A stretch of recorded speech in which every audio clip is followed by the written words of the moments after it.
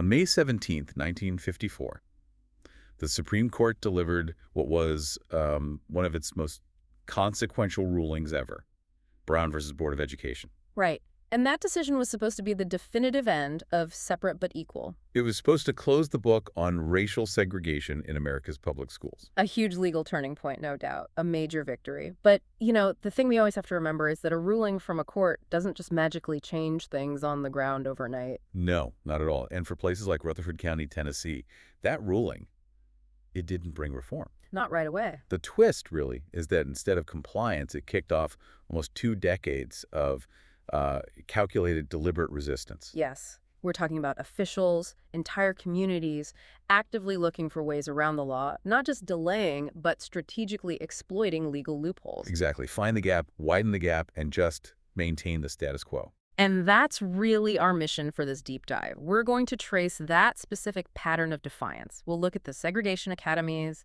the legacy of the cemetery school, and connect it all the way up to lawsuits happening right now over book bans. We've pieced this together from a whole stack of historical accounts and legal summaries. And the theme for you, the listener, is pretty clear. When reform gets pushed back on this hard, loopholes thrive. And accountability is the first thing to go. Let's start right after the ruling. So Brown v. Board was, it was unambiguous. The court said separate educational facilities are inherently unequal. Simple as that. But then they added that phrase that the ruling should be implemented with all deliberate speed. And that right there was the first major loophole, that famously vague phrase. It was almost like an invitation to stall, wasn't it? Absolutely. Across Tennessee, and definitely in Rutherford County, the response was basically to delay, but it wasn't passive. No, it was an active strategic defiance. And this is where the sources get really specific about Rutherford County's determination. The timeline is just incredible. So 1954, the Supreme Court rules. 8 years go by. 8 years. And then in 1962, Rutherford County is so determined to maintain separation that they actually open a new segregated public school. That detail is so powerful. They weren't just letting old schools exist. They were actively investing public money after the ruling to reinforce a system the highest court in the land had just called unconstitutional. It just shows you they were dug in. They really believed they could outweight the federal government. And that was phase 1 of the resistance, really. Bureaucratic delay. But once federal pressure started to build on the public schools, they needed a new plan. A new mechanism. Right. If the public system is being forced down the road to integration, how do you legally get your kids out of the way of that federal order? You move the goalposts. You create a parallel system. And this is where we see that segregation academy loophole really open up. This is probably the most famous and honestly effective loophole of the entire era. And the key institution we're looking at here is the Middle Tennessee Christian School, or MTCS. It was chartered in 1960, and it opened its doors in 1962. The exact same year, you'll notice that the county opened that new segregated public school.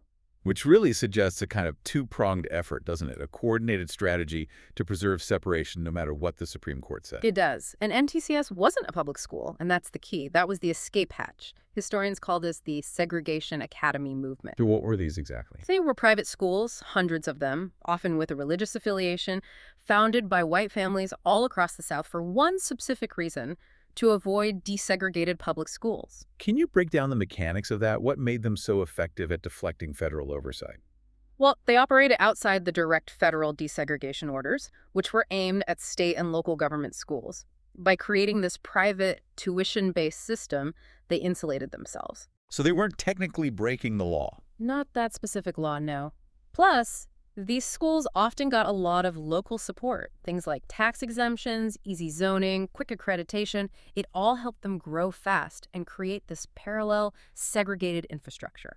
So MTCS was operating within a legal framework, but its purpose was, it was purely to preserve racial separation. It was the institutional loophole that completely sidestepped the spirit of the Brown decision. A widespread phenomenon.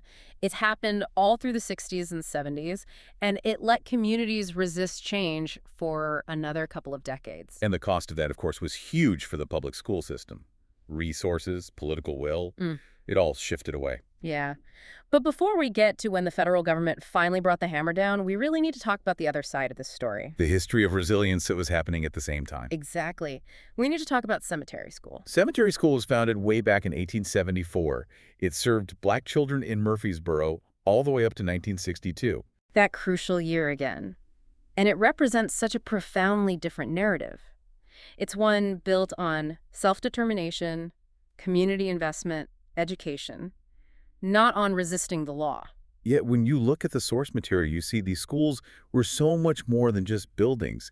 They were community anchors. They were often built by formerly enslaved families right after emancipation. Imagine that. It was all about the determination to educate their children, to build a future, even while the state was legally enforcing separation. It's just an incredible testament to community strength. And that history is being actively preserved today, which is so important. There's some vital work being done by Vincent Windrow. He's a Murfreesboro native, a pastor, and his own mother actually attended the school. And his current efforts are to transform Cemetery School into a museum and a community center. It's so crucial because it ensures the story of resilience, of self-reliance, doesn't get erased when we talk about all the defiance. It's the counter-narrative. It reminds you what the local power structure was fighting so hard against. So we've got the two phases of resistance.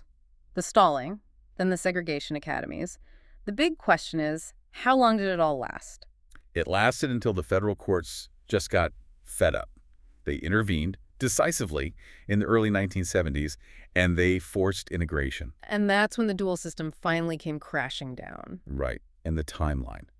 That's what's so stunning. 17 years. 17 years. A full 17 years of successful delay between the Brown ruling and the county finally being forced to comply. Think about the generational cost of that. An entire cohort of students, black and white, went through their whole K-12 education under an illegal system. And that's the crucial context we need to carry forward. Local resistance worked. It created and exploited loopholes, from all deliberate speed to private academies, and it bought them 17 years of time. Until powerful external federal oversight finally shut those specific mechanisms down. So if we accept that historical pattern, resistance creates a loophole, which delays accountability, the natural question is, well, is that instinct still playing out? Just in a different way. Exactly. Is that same instinct to control the narrative still there? It absolutely is. And it involves the very same school district. Okay. If you fast forward to today, Rutherford County schools are facing serious lawsuits What for? for banning or removing from circulation more than 140 books from their school libraries. Wow. 140 books. That's a significant number. It is. And the organizations challenging this are prominent. You've got the ACLU of Tennessee, PEN America, And what's their legal claim? that these mass bans violate the First Amendment rights of the students. They're basically arguing that the school board is acting as a political censor, removing access to knowledge and to diverse viewpoints. Okay, so this is where we draw the thematic parallel. Okay. Historically, the loophole, the segregation academy, was about avoiding the physical presence of integration. It was a way to avoid a mandated future. And now the mechanism is different, but the goal of control feels very similar. Book bans become a different kind of loophole, a way to avoid confronting what some people call uncomfortable truths. Difficult histories, diverse perspectives, anything that challenges the established narrative. And if you look at how the ban happened, local board votes, often after targeted campaigns, it mirrors that historical pattern of using local institutional authority to create a deflection. So instead of deflecting a court order on physical integration, They're deflecting the introduction of diverse ideas in the curriculum in the library. It's the same pattern recurring. When reform, whether it's bodies in a classroom or ideas in a book, threatens the status quo, a local mechanism is created to delay, deflect, and deny. the battleground just shifted from bodies to books. So let's bring these threads together. Right. We've covered, what, a 70-year span? And what we see is this really consistent local history of institutional resistance. We started with the promise of Brown v. Board, which was met with fierce, calculated pushback, including building new segregated schools. Then we looked at how segregation academies like MTCS became the loophole. They preserved separation outside the public system and delayed real reform for almost 2 decades. And we highlighted the cemetery school, which stands for the deep, essential resilience of the Black community, preserving that history is critical to understanding the real cost of that resistance. And finally, we connected that historical drive to control education to what's happening today, where mass book removals echo that same instinct of censorship. It's all about managing the narrative. The through line for you, the listener, is this idea that Rutherford County has a legacy of using these loopholes, from physical segregation in the 60s to informational censorship today. It's a recurring method to control narratives and avoid accountability. And that's the key context we want you to take away. History isn't some abstract thing in a textbook. It lives in the choices a community makes. In the schools they build, the books they ban. And the loopholes they finance and exploit. Reform that gets resisted is always reform delayed. And those delays have a heavy price. Yeah, our core message here is that loopholes don't protect trust. They do the opposite. They erode it. Accountability, whether it's in justice or education or free expression, has to be universal. It can't be delayed for 17 years. Exactly. And if you connect all this to what's happening right now, Rutherford County has seen massive population growth, huge economic and political influence in recent years. Yeah, it's one of the fastest growing counties in the country. Right.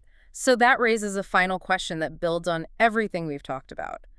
If a community can experience such rapid growth and influence, shouldn't that be matched by an equally rapid demand for institutional reform and accountability? That's the thought we want to leave you with. We encourage you to explore that. Think about other areas where you see accountability being delayed or sidestepped through similar loopholes. Thanks for joining us for this deep dive. Preserve the past, share the story, and keep questioning.